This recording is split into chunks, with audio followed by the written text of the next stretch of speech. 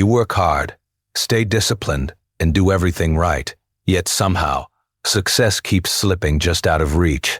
What if the thing holding you back isn't your effort, your talent, or your circumstances, but your own mind? In this video, I'll share 6 science-backed ways your brain is quietly working against you, and exactly how to stop it, starting today. I used to believe that the more I pushed, the more I'd achieve. But after studying behavioral psychology and neuroscience research for years, I discovered something uncomfortable. The problem isn't a lack of effort. It's that most people are running full speed, in a direction their subconscious quietly chose for them. The most dangerous sabotage isn't loud. You won't feel it happening. But by the end of this video, you'll know exactly how to recognize it, name it, and rewire it.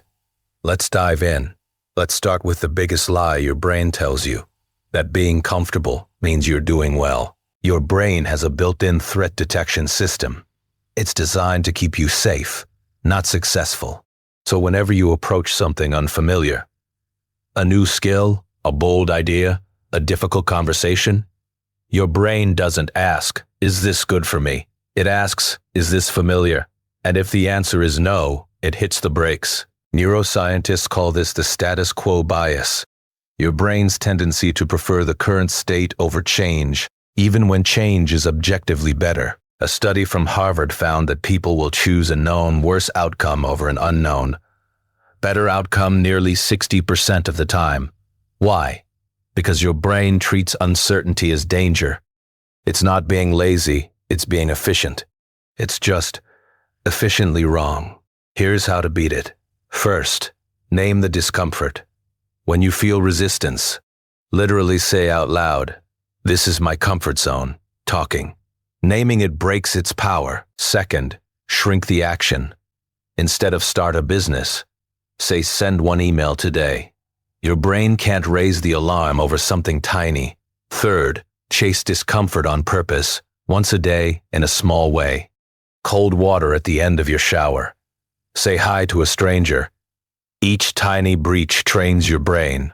That uncertainty isn't death, it's data. Now that's powerful on its own. But the next mental trap, it's even more sneaky. Here's something most people never even think about. You don't just have goals, you have an identity. And your brain will sabotage any goal that doesn't match who you believe you are. Identity is the silent rule book your subconscious lives by. If you believe deep down that you're bad with money, your brain will unconsciously make decisions that keep that story true. Not because you want to fail, but because your brain craves consistency above all else. It wants your reality to match your self-image, even when that self-image is wrong. Psychologist Leon Festinger's research on cognitive dissonance shows that when our actions contradict our self-image, our brain experiences real psychological discomfort, and it will change our behavior to eliminate that discomfort before it changes our beliefs. In plain English, if you don't see yourself as successful, your brain will quietly undermine your success to make reality match the story. Every single time, you need to rewrite the story before the results show up. Here's how. First, audit your I am statements. Write down every belief you have that starts with, "I'm not," or "I'm just." Those are your ceiling tiles. Second, replace them with identity statements, not goals. Not "I want to exercise more," but "I am someone who respects my body." Third, act in alignment with the new identity once a day, even in tiny ways. Each action is a vote for the new you. Stack enough votes, and the story changes. But even with a new identity, there's a mental pattern that will drain your energy before you even start. Let's talk about it. Now here's where it gets really interesting, because this one hits the smartest people hardest. The more intelligent you are, the more likely you are to fall into this trap. Overthinking isn't careful planning. It's a fear response, wearing a productivity costume. Your brain generates scenario after scenario, problem after problem, convincing you that you're being thorough when really, you're just avoiding the terrifying moment of actually starting. Research from the University of Michigan found that overthinking activates the brain's default mode network, the same network that fires during rumination and depression. Every minute you spend thinking it through, beyond a point of diminishing returns, is a minute your brain is literally in a low-grade stress state. You're not problem-solving, you're problem-marinating. And the longer you marinate, the harder it feels to move. Break the loop with the 2-minute rule. If a decision requires less than 2 minutes to take the first step, do it immediately. No thinking. Second, set a thinking deadline. Give yourself exactly 10 minutes to analyze a decision, then commit. Use a timer. When it goes off, you act. Third, ask yourself, what's the smallest action I could take right now that makes the path clearer? Don't plan the whole journey. Just take one step into the light. But wait, even when you take action, there's a hidden mental force that can pull you backward without warning, and it's rooted in something you'd never expect. This next one is crucial, and it's hardwired into your biology, which means it's not your fault, but it is your responsibility. Your brain is naturally wired to notice, remember, and dwell on negative experiences far more than positive ones. This is called negativity bias, and for our ancestors, it kept them alive. One missed threat could mean death. One missed opportunity just meant a slightly less satisfying meal. So, negative events got VIP storage in the brain, and they still do, even though today's threats are usually just rude emails and awkward conversations. Neuroscientist Rick Hansen describes the brain as Velcro for negative experiences and Teflon for positive ones. Studies show that a single negative interaction has roughly 5 times the psychological impact of a positive one. This means your default mental narrative, without intervention, will always skew darker than reality. You're not being pessimistic on purpose. You're running ancient software on a modern problem. You can manually override negativity bias. Here's how. First, practice savoring. When something good happens, force yourself to sit with it for 20 full seconds. This literally rewires the neural pathway to hold positive memories longer. Second, do a daily evidence audit. Each evening, write down 3 specific wins from the day. Not generic gratitude, but concrete evidence that things are working. Third, when a negative thought spirals, ask, is this true, useful, or actionable? If the answer to all 3 is no, release it. You have permission. Now let's talk about something that's sneaking into your daily routine right now and stealing the one resource no one can ever give back. Most people think they're being productive when they're actually just busy. And there's a fascinating neurological reason why busyness feels like progress, even when it isn't. Urgency addiction is the brain. Habit of gravitating toward tasks that feel pressing over tasks that are actually important. Responding to every notification. Clearing every small task. Putting out every minor fire. It feels satisfying because it is satisfying chemically. Your brain gets a dopamine hit every time you complete something. But if all you're completing are tiny, urgent fires, the big goals never get fuel. Stephen Covey called this the tyranny of the urgent, and Harvard Business Review research confirms it. Knowledge workers spend up to 41% of their time on tasks they themselves describe as having little or no long-term value.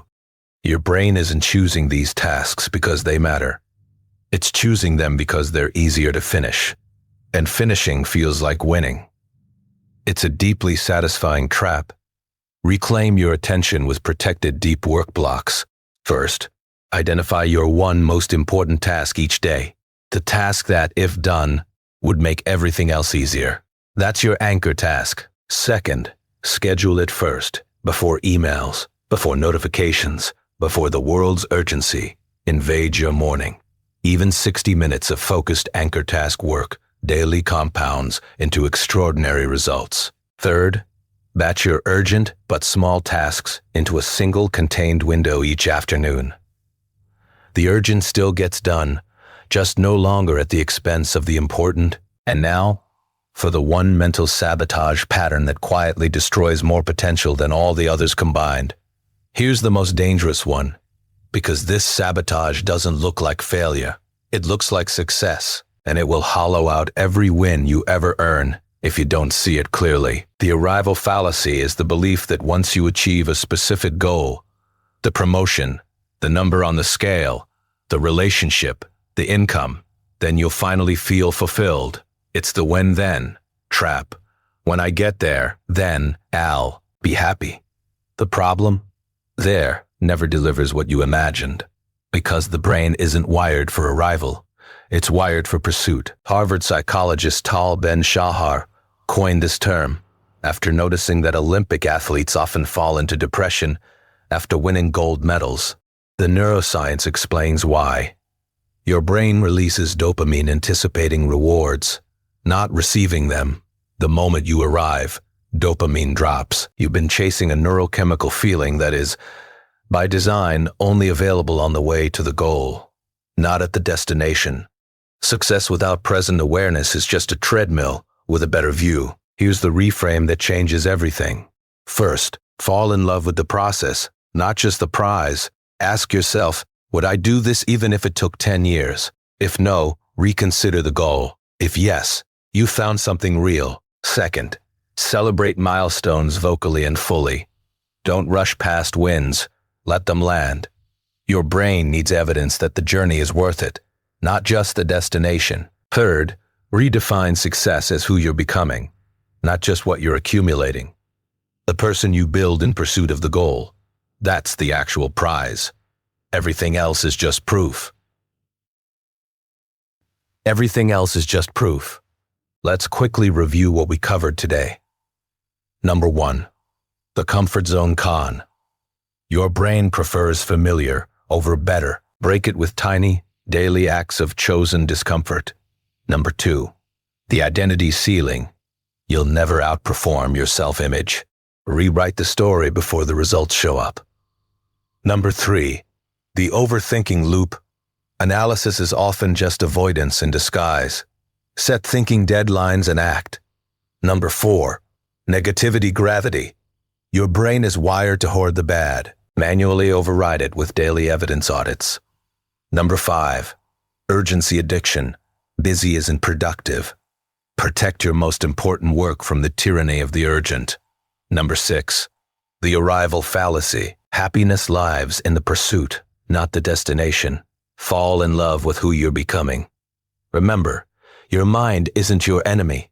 It's just running patterns. It learned before you knew better, and now you know better. You have everything you need to start rewriting those patterns today. The only difference between the person you are and the person you want to become is the decision to stop being managed by your defaults and start choosing your programming instead. Don't wait until the sabotage costs you another year, another opportunity, another relationship.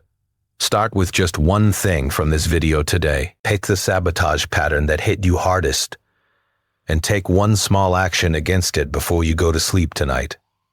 I promise you, 6 months from now, you will not recognize the life you're living, and you'll wish you started sooner.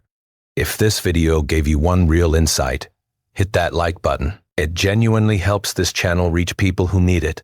Subscribe for more psychology-backed self-improvement content, just like this, every single week. Drop a comment right now telling me which of the 6 sabotage patterns hit closest to home for you. I read every single comment, and if you want to go deeper on rewiring your mindset for success, check out this video next. It picks up exactly where we left off. Thanks for watching, and I'll see you in the next one.